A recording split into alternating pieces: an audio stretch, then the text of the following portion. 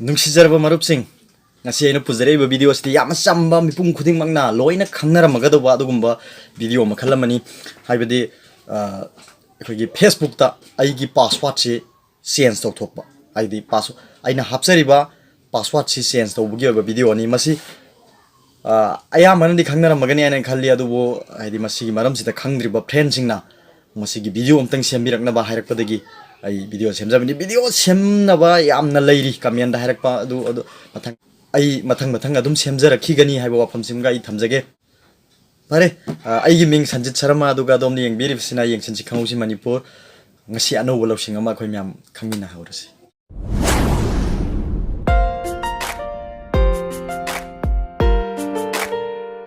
ekhoina password change to thokpa haibsida wafam ani khak thoi madudi aina password chi khangba aina han hapiba ai gi Facebook ki password chi khangba aduga anobo ma sinjage haiba gi wafam ama aduga amana ai hana sinariba password se ai kauthokre ama mu tan thokba password se anoba mu sinba hanagi password aina hana sinarama dudi kauraba aduga ama somung lairi amana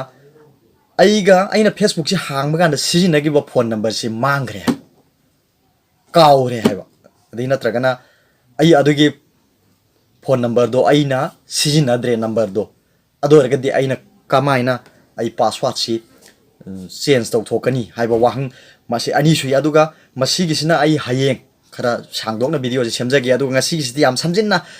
goina painariba Facebook sida matau karamna ai password hana thamgri password si mi masi khara mina khangnara male adagi hacker singna aingon hack tawdoro male haina singnarakpadagi samsamna aina hana khangjariba password to anoba ma change tawbugini phare adudi adomgi mobile screen changbiro ai wafamje ai haijara ahan mamaktada adomna adomgi phone gi Facebook ta changbiro asmaina Facebook ta changbira matungda chum yetlomgi mathak thangba sarukta line ahum chingaga leiribse masida changsin biro aduga sum singkhat biro aduga makhada sida phangiba setting and privacy ana ma yauribase ase changsin biro changaga tu mathangda setting ana ma leire setting sida changsin biro aduga ngaktang aibiro mana sida loading tor sida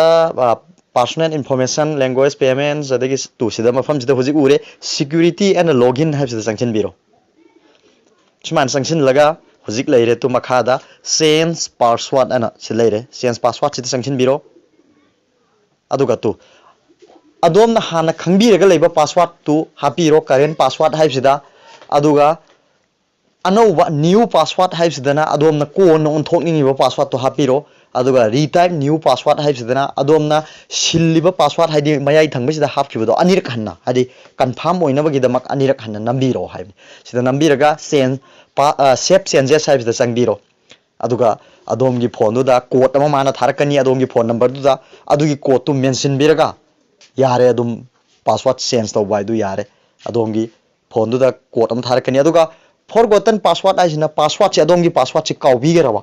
adorgadi sida changaga amu adomna sinagiba email natragana